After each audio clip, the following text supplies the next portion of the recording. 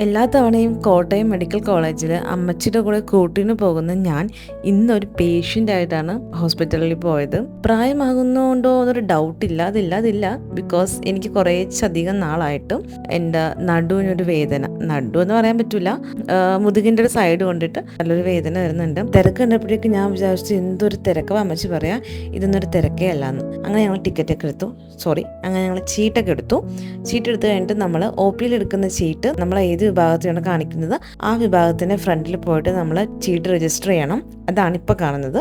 അത് കഴിഞ്ഞിട്ട് നമ്മൾ നമ്മുടെ നമ്പറിന് വേണ്ടിയിട്ട് വെയിറ്റ് ചെയ്യണം. എനിക്ക് കിട്ടിയ കൗണ്ടർ നമ്പർ 3 ടോക്കൺ നമ്പർ 249 ആയിരുന്നു. അപ്പം ഞാൻ ചെല്ലുന്ന സമയത്ത് 240 കയറാൻ വേണ്ടിയിട്ട് നിൽക്കുമായിരുന്നു. പെട്ടെന്നൊരു സുപ്രഭാതത്തിൽ എൻ്റെ കൗണ്ടർ നമ്പർ സ്ക്രീനിൽ നിന്ന് പോയി.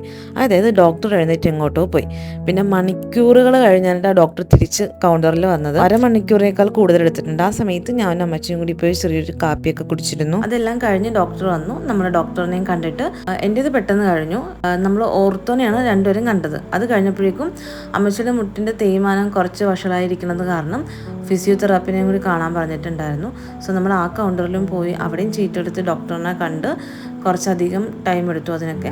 അത് കഴിഞ്ഞിട്ട് നമ്മൾ ഹോസ്പിറ്റലിൽ നിന്ന് ഇറങ്ങി. എൻ്റേത് വലിയ കുഴപ്പമില്ല, മരുന്ന് കഴിച്ചാൽ ചിലപ്പോൾ മാറാവുന്നതേ ഉള്ളൂ എന്ന് ഡോക്ടർ പറഞ്ഞു. ഇപ്പം എൻ്റെ സംശയം, ഞാൻ 2 തവണ വണ്ടിയിൽ നിന്ന് വീണപ്പോഴും വലത്തോശം ഇതായിട്ടാണ് വീണത്. അപ്പം ഞാൻ അതിൻ്റെ ആയിരിക്കും വിചാരിച്ചത്. അപ്പം അതൊന്നും അല്ല, ജസ്റ്റ് മരുന്ന് കഴിച്ചാൽ മാറാവുന്നേ ഉള്ളൂ എന്ന് പറഞ്ഞു. കുറഞ്ഞില്ലെങ്കിൽ ഒന്നുകൂടി ചെല്ലാൻ പറഞ്ഞു. അങ്ങനെ ഞങ്ങൾ രണ്ടുപേരും ഹോസ്പിറ്റലിൽ നിന്ന് ഇറങ്ങി.